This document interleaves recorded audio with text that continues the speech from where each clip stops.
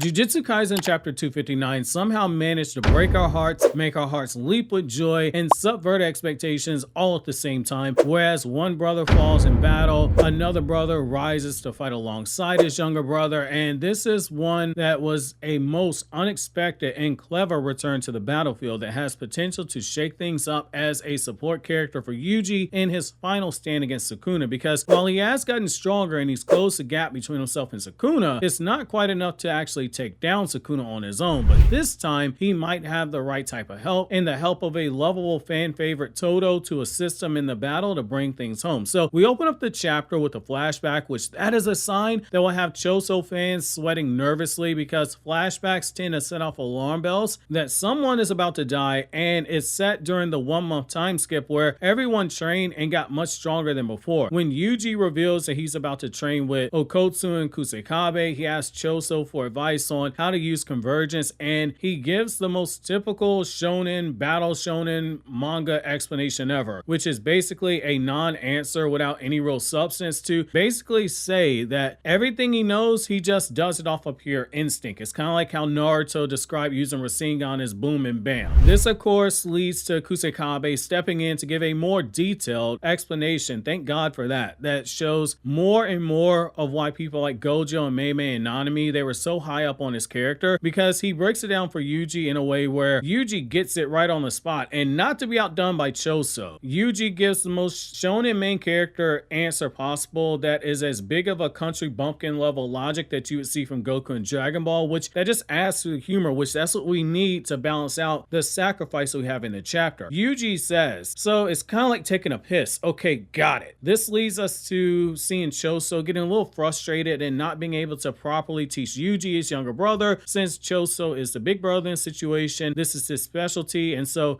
it's only right that he should be the one to teach Yuji how to actually use convergence. Now that coupled with Yuji being able to hammer down all the details of a reverse curse technique faster than him, he's rightfully a little upset he isn't being as useful as he wants to be. But this is where it's all just setting up the upcoming sacrifice that we're getting, because it plays a major role in him wanting to sacrifice himself to protect Yuji and prevent Sukuna from wiping out everyone to finish the fight. He wants to be useful, and it's something I think does a lot for his character. So when we shift back to Sukuna and the narrator is explaining to us how the process for Sukuna to use fire arrow needs to play out and why we don't see him use it to bust it out in his fight with Gojo, the answer makes a lot of sense when you think about it. In short, there are conditions that need to be met to use the fire arrow, and it continues the whole theme of like cooking and everything. So you got like the malevolent shrine / malevolent kitchen, depending on the translation you use. You got cleave, you got dismantle. There's a whole theme going on here. I see what Gege is metaphorically cooking here. So Sukuna needs to hit you with both cleave and dismantle, and then say you survive that, he's able to use the fire arrow to take out his enemy the way he took out everything in Shibuya. We also learned that Sukuna has also, you guessed it, used a binding vow for his technique. This also gives us the answer as to why we didn't see him hit this on Gojo, because when you go back to that fight and you read things closely, Sukuna was basically making alterations to the barrier, and it sure had effect. It's kind of implied here when you read between the lines that due to all the altering of the domain that was going on in that battle, because he and Gojo were adjusting their domains in that monster battle they had, that it played a role in him not being able to use his flame arrow. Though you can also kind of argue that even if he could, the speed of the flame arrow might be another reason, because Gojo could just outblitz it. But we have more information, to say the least, to answer what some might feel was a plot hole during that time in the story. Now we shift over to Arame and Hikari in their battle, and Hikari fans, the stocks, they are still rising because he's not dead, and we have not gotten that line that his luck is run out. But it's something that kind of sucks that his battle with Arame has been sidelined to an off-screen fight, and we're only checking in because Arame is declaring victory here, which that is a bold ass prediction. I get it, the fight with Yuji is way more important, but the idea that a fight like this with these two fighters has mostly been on screen doesn't sit right based on where we are right now, but you can justify because of the pacing that we've had. So we all know what happened the last time a certain guy said that he'd win the fight, in particular saying, nah, I'd win, and that guy, he let the fight split in half. Oh my God, bro. Oh,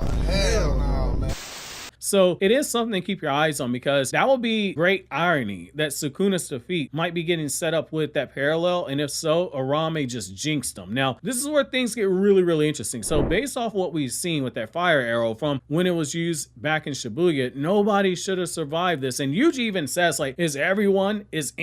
Because he's scared that people are dead. And so everything that we see should have been nuked, and there is basically a nuke that's gone out. There's total devastation. But what we find out is that Choso has come in clutch by saving Yuji, and he does this by making a blood ball to protect Yuji, so he eats the flames while he's protecting Yuji simultaneously, and he gets cooked like Kendrick Lamar cooked Drake, and this leads to a rather touching moment. Remember that table where Choso and his brothers were sitting at, and you had Yuji, and he was placed there because Choso's memories were placing him at the table there with all the other siblings in the Cursed Moon painting. So this is the spot of their goodbye, and it just makes that moment earlier where Choso was useless to Yuji hit home so much harder, because here he is being useful to Yuji, and his death is playing off that line that was made from earlier, and having the send-off be where the brothers were gathered and the other siblings that were in the tubes of the Cursed Moon paintings on the table next to a wine glass, it just hits you in the feels right there. It's a very poetic ending for Choso, especially when you consider that Choso and Yuji, technically they are related due to the workings of Kenjaku, and when Yuji finally calls him big brother in response, my god, if that does not make you tear up, I don't know what to say, because that was amazing. However, this is where our expectations finally get subverted. Todo reveals himself, and people like myself who made all the jokes that we were gonna have the one-handed clap by Todo and he was gonna clap his booty cheeks to use Boogie Woogie, we're eating our words right now, because following the battle with Mahito back in Shibuya, Todo is finally back. He's got his arm wrapped up, he can still use Boogie Woogie, and this dude is ready for all the smoke with Sukuna to fight alongside Yuji one more time in the battle, the biggest battle of Yuji's life. And what makes this return work is that it shows Todo's brilliance. So they came up with a plan to keep Yuji in the dark, because Mei Mei and Todo, they were worried about the resonance between Yuji's soul and Sukuna's soul, because Yuji used to be a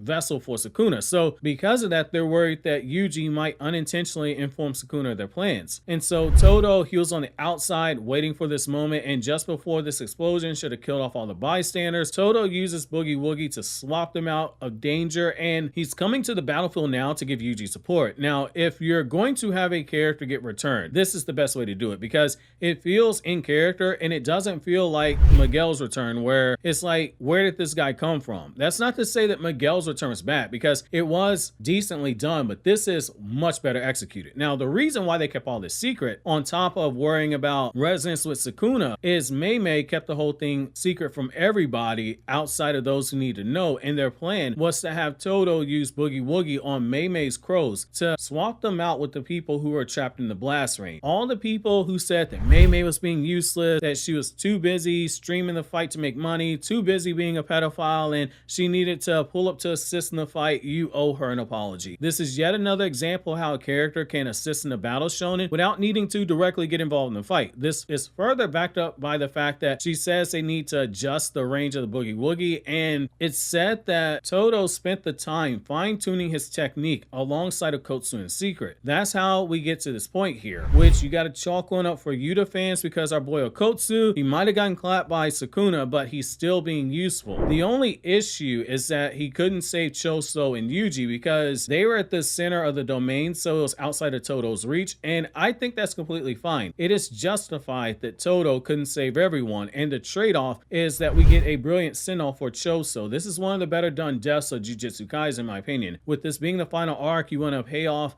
everything that you've been building up, and you want to make sure that the stakes continue to rise. You want to make sure that there are losses for the main character's side so that the victory feels earned. This time though, Todo standing next to Yuji, they have a better shot than they did against Mahito, because whereas Mahito was tapping into his potential, and despite Sukuna obviously being stronger than even that version of Mahito, Sukuna is in an extreme cooldown period now. So the former tag team champions, Yuji and Todo, they got a chance to take down Sukuna because this dude is exhausted, and this is their chance to get the win.